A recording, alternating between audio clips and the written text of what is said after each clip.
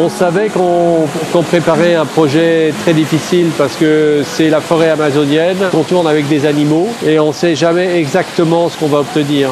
On sait ce qu'on espère, on ne sait jamais à quel moment ça va se passer et à quel moment ça sera bien. Donc on a conjugué les choses les plus difficiles, la forêt, les animaux et la 3D. Et plutôt que de faire un film militant, un film engagé pour la protection de l'Amazonie, on a choisi, nous, d'utiliser l'émotion parce que je pense qu'on ne protège bien que ce que l'on aime.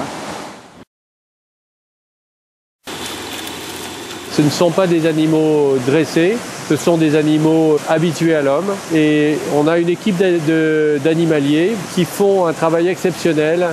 C'est-à-dire que jour après jour, ils essayent de travailler sans aucune contrainte avec ces animaux pour voir ce qu'ils sont capables de faire. Et donc on a des comportements tout à fait naturels qu'ils ont la possibilité de faire rejouer.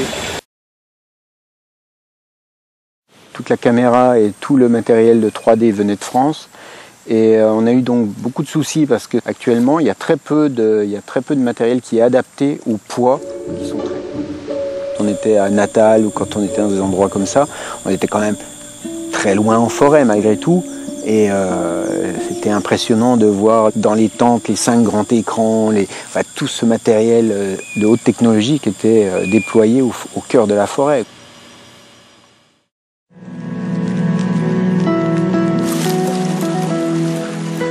La forêt amazonienne contient le plus grand pourcentage de biodiversité dans le monde. On en connaît une toute petite partie aujourd'hui. On a encore énormément de choses à apprendre.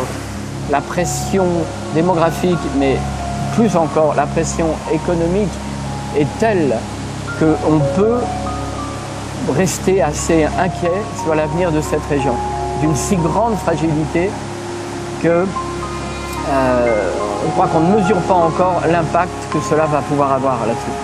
Préservons-la, gardons-la le plus possible dans cet état de beauté qui est presque comme la planète originelle.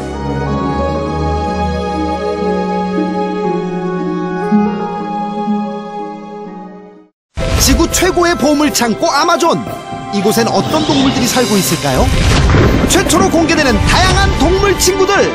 올 여름방학엔 극장에서 거대한 정글을 즐기세요. 아마조니아 8월 5일 대개봉.